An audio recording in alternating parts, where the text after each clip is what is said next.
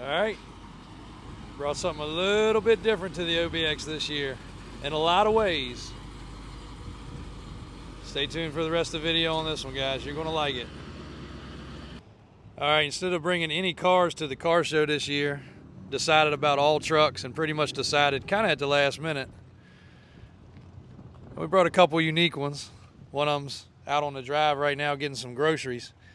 But Brian took it upon himself to pull this out and decide in very short time to make a project out of it. So let him walk around it. A little unusual for us. Not unusual for a square body or dually or 3+3, but very unusual to see a two-wheel drive in the mix. And nothing out of the way, nothing wrong with it. Just a different way to do one of these trucks. And this one's getting a lot of attention, and is going to as soon as he gets out cruising around more today. So here it is. I'm gonna pass it over to him, and we're gonna let you guys know about it.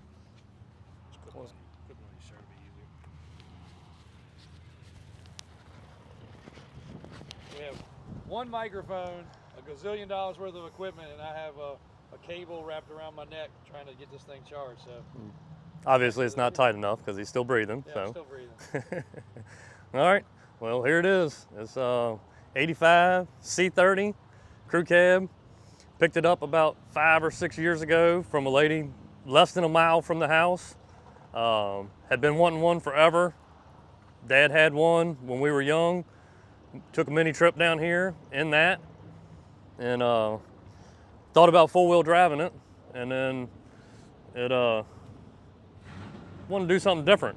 So not a lot of time away from, work, kids, sports, everything else that we do. So this was built in the evenings and mostly on Saturday nights and Sunday nights, and did it in basically 19 days.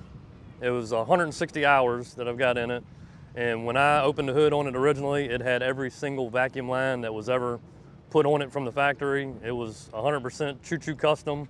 Obviously, it hadn't strayed too far from the choo-choo custom. Still has all the glued on interior, changed the seats, did away with some of the funky colors on the outside of it, covered it up with a little bit of flat black, just for the time being. Main thing was suspension, motor, getting it to run and drive. And right now we're riding at rad height, and get him to pan back and we'll lower it down.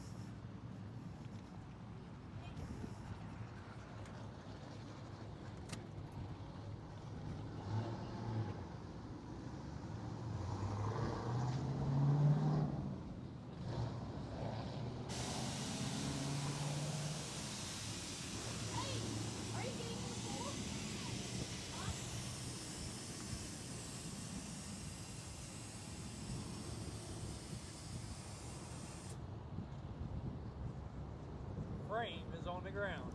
Frame touching the ground. Those are 24/5 Pete wheels. They actually have a pretty decent sized tire on them. Most of these trucks air down to the frame with a 30-inch tall tire. This tire is 32.5 inches tall. So it was a little bit of a chore to make it get down that low. Actually had to mill the faces of the rear wheels to pull it in close enough so that it would clear on the factory fenders. And then pretty heavy C-notch. Did 3,800 pound bags in the back with the Watts link to hold everything in place. Had to put the gooseneck ball in there. That way my Emily's truck's done, which y'all have seen that, and that's gonna go on a trailer along with Abby's truck, hopefully. And hopefully we'll take all three of them to a show all together one day. Did all airlift, air ride, 3-piece system. Did all hard lines, all aluminum hard lines. There's no plastic lines in it at all. So we'll see how that works out.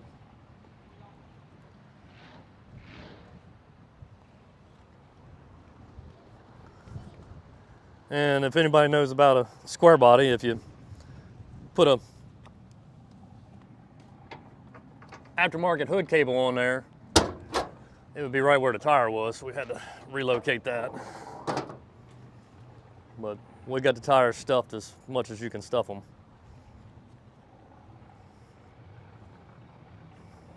How many inches does it change when you go from this to rad height? It has 10 inches of total travel, about 7.5 inches from all the way down to rad height, which was a feat in itself just to get the geometry of everything to work. I bought a bunch of pieces and parts and then made them all work together. It's rack and pinion steering. Of course, got a little B&M mini blower on there.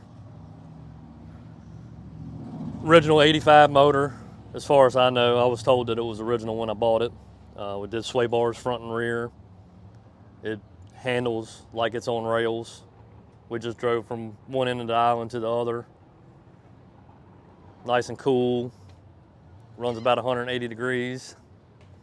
Eventually I'll put vintage air and heat on it. Right now we don't have any of that. We just got wipers working last night before we came. Came in spec? Alignment was 100% spec, especially the way I like to set them.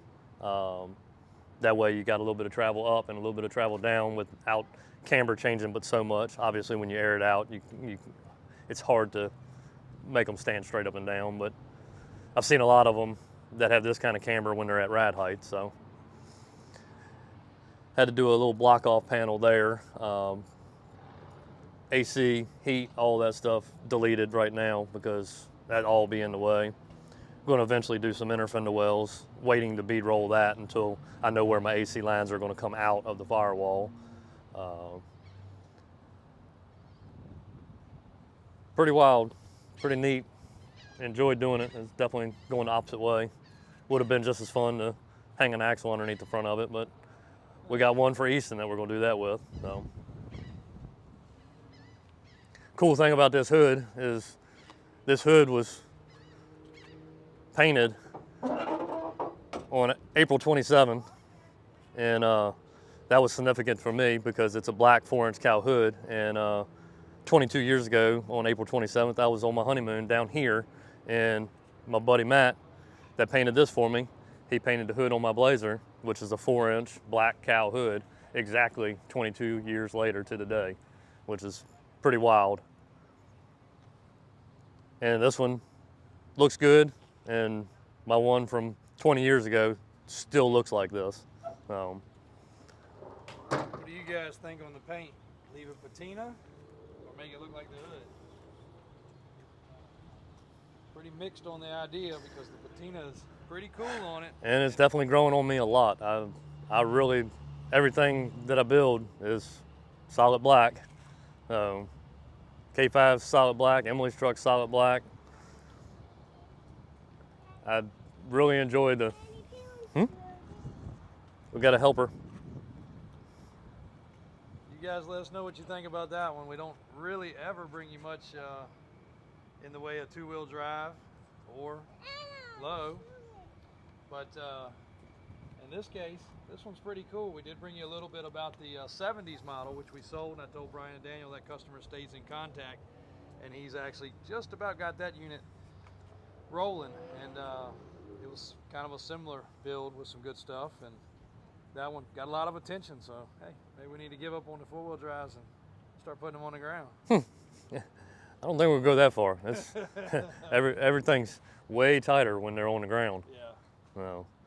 A lot harder to work on, a lot more precision. This one took 2 jacks to raise it up in the air high enough to get the lift post out from underneath of it. So. Yeah, I didn't think about that. That could be a challenge. That could be a challenge. Well, there you go, guys. We'll get you some more videos with this one, along with the others as the weekend goes on. And Brian's pretty proud to have that one wrapped up, and it looks really cool. It's a good mixture with the other crazy stuff around here. And if you think we should leave a patina, let him know what you think. I think it's pretty cool. Thanks for watching, guys. Stay tuned for some more action from down here at the OBX Rods and Custom Hot Rod Show.